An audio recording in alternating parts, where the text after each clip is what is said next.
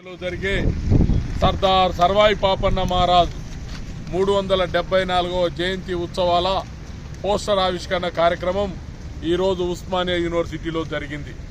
గత 17 సంవత్సరాలుగా సర్దార్ సర్వాయి పాపన్న మహారాజ్ చరిత్రని భుజాన వేసుకొని జైగౌడ్ ఉద్యమం ఆధ్వర్యంలో తెలంగాణ రాష్ట్రంతో పాటు ఆంధ్రప్రదేశ్, కర్ణాటక, మహారాష్ట్ర, ఛత్తీస్గఢ్, జార్ఖండ్, దక్షిణ భారతదేశంతో పాటు ఉత్తర భారతదేశం వరకు ప్రచారం చేసినాం.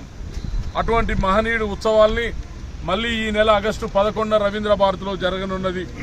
ఈ కార్యక్రమానికి జాతీయ స్థాయి నుంచి వివిధ రాష్ట్రాల నుంచి గౌడ ప్రముఖులందరూ కూడా హాజరవుతా ఉన్నారు. ఇక్కడ స్థానికంగా కూడా 2 రాష్ట్రాల్లో మంత్రులు, ఎమ్మెల్యేలు, ఎమ్మెల్సీలు, ఇక్కడ ఉన్నటువంటి స్థానిక ప్రజాప్రతినిధులు, గౌడ ఉద్యోగులు, రాష్ట్రాల వ్యాప్తంగా గౌడ ప్రజాప్రతినిధులు అందరూ హాజరవుతా ఉన్నారు. ఈ సందర్భంగా ప్రజలందరికీ కూడా విజ్ఞప్తి చేస్తా ఉన్నాం. గ్రామ గ్రామాన సర్దార్ సర్వాయి పాపన్న మహారాజ్ జయంతి ఉత్సవాలు ఘనంగా నిర్వహించే బాధ్యత ప్రజలందరిది ఉంది. బడుగు బలహీన వర్గాల ప్రజలది. 21 కోటలు కట్టి 30 సంవత్సరాలు పరిపాలన చేసి 7.5 గోల్కొండ చక్రవర్తిగా పరిపాలన చేసిన సర్దార్ సర్వాయి పాపన్న మహారాజు చరిత్ర మనం ప్రజల్లోకి తీసుకుపోవాల్సిన బాధ్యత ఉంది. గత ప్రభుత్వం కూడా సర్దార్ పాపన్న మహారాజు జయంతి వర్ధంతిని అధికారికంగా ప్రకటించినందుకు ధన్యవాదాలు. మరి ఇప్పుడున్నటువంటి ప్రభుత్వం కూడా జిల్లాకు త్వరలో పేరు పెడతామని అక్కడ సమీక్ష కూడా చేసి జనగాం జిల్లాని పాపన్న మహారాజ్ జిల్లాగా మారుస్తామని కూడా చెప్పడం జరిగింది. అంతేకాకుండా ట్యాంకు బండుపై 3 కోట్లతో గత ప్రభుత్వం జీవో రిలీజ్ చేసింది.